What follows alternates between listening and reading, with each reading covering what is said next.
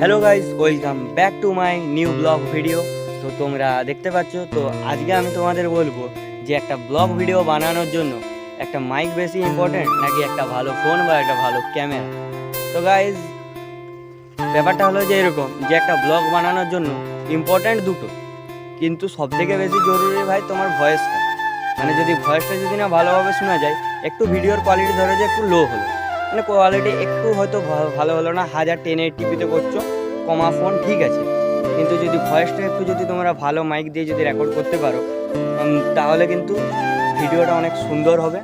আর যারা দেখবে তারাও দেখেও মজা পাবে, শুনতেও ভালো লাগবে। কিন্তু সেই জায়গায় যদি তোমাদের ভয়েসটা যদি লো হয়ে যায় তখন কিন্তু ভিডিওটা ভালো হবে না। তো আমি একটাই কথা তোমাদেরকে বলবো যে তোমরা যত কম থেকে কমের ফোন নাও না কেন, মানে একবারে কমা ফোন হলেও চলবে। যেমন আমার ফোনটা ভাই এত দামি ফোন, এটা রেডমির একটা সস্তা ফোন, কিন্তু সেটা দিয়েও আমার করা যাচ্ছে। আমার এই যে বোয়ার M1 মাইকটা তোমরা দেখছো, এই মাইকটা নিয়েছে, এই মাইকটার ফলে ভয়েস কোয়ালিটিটা অনেক ভালো হয়ে যাচ্ছে। মানে কি বলবো, এত ভালো ভয়েস কোয়ালিটি অন্য কোনো মাইকে হয় না। মানে এটা সব থেকে কম দাম, 1000 টাকার ভিতরে আমি মাইকটা পেয়ে গেছি, প্রথম কথা। তারপরে হচ্ছে ভয়েস কোয়ালিটিটা প্রচুর ভালো। মানে আমি যত ইউটিউবারদের দেখেছি, বড় বড় ইউটিউবারদের, তারাও প্রথম এইটাই ইউজ করেছে। তো আমি বলছি না ভাই যে স্পন্সার করছি কোনো, যে তোমরা এটা কিনো, তোমাদের ভালো লাগলে তোমরা অন্য কোম্পানি নিও, কিন্তু একটা মাইক নিয়ে নেবে, ভালো হবে, ভিডিওটা অনেক সুন্দর হবে। আরেকটা কথা গাইস, আমার মতো যারা লো কনফিডেন্সের, মানে কেউ এলে বা লোক দেখলে, যারা মানে ক্যামেরার সামনে যারা ক্যামেরা দেখে দিয়ে কথা বলতে পারো না, তাদেরকে আমি একটা কথা বলতে চাই ভাই, আমি যেটা প্র্যাকটিস করছি এখন, ফাঁকা জায়গায় চলে এসো। এই যে আমি যেমন ফাঁকা জায়গাতে চলে এসেছি, কেউ লোক থাকবে না, এরকম জঙ্গলের সাইডে তোমরা দেখতে পাচ্ছ, এরকম জায়গায় আসবে, শান্তিতে নিজের মনে কিছুক্ষণ বকবক করবে, ওটা না ছাড়াও দরকার আছে। তুমি হয়তো যে একটা ভিডিও বানালে, ওই ভিডিওটা তোমার ছাড়ার দরকার নেই, ভালো লাগলে ছাড়ো, নাহলে ছাড়ার দরকার নেই। কিন্তু তোমরা ক্যামেরার সাথে ফোকাস হয়ে কথা বলতে শিখো। যদি ক্যামেরার সাথে ভাই কথা বলতে পেরে গেছো, তো লাইফে তোমরা সব দেখতে পাবে।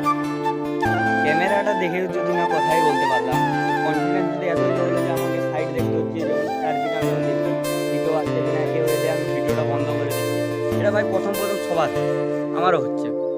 এটা কোনো করার নেই গো, এটা হবে, হতে দাও, কোনো চাপ নেই।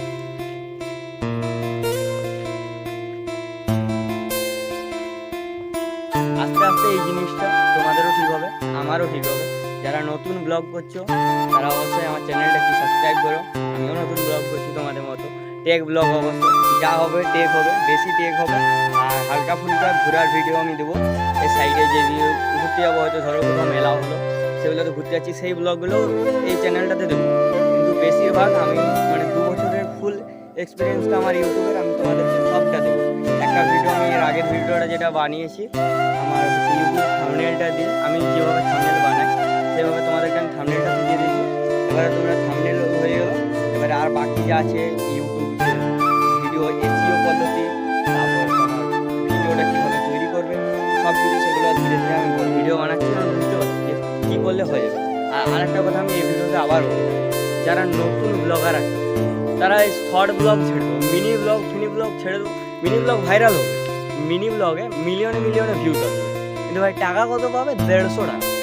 ওটা দিয়ে তোমার ভাই মানে একটা চপ্পলও কিনা হবে, ওই 150 টাকায় কী হবে? এটা হচ্ছে কথা। মিনি ব্লগ বানাও দরকার নেই, লং ব্লগ বানাও, 2 মিনিট, 4 মিনিট, 5 মিনিট, 10 মিনিট, যতটা পারবে টানো। আমি যখন 5-7 মিনিটের বেশি আমি করতে পারি, এতটা ঠিক আছে, কিন্তু লং ব্লগ করো, মিনি ব্লগ করার দরকার নেই।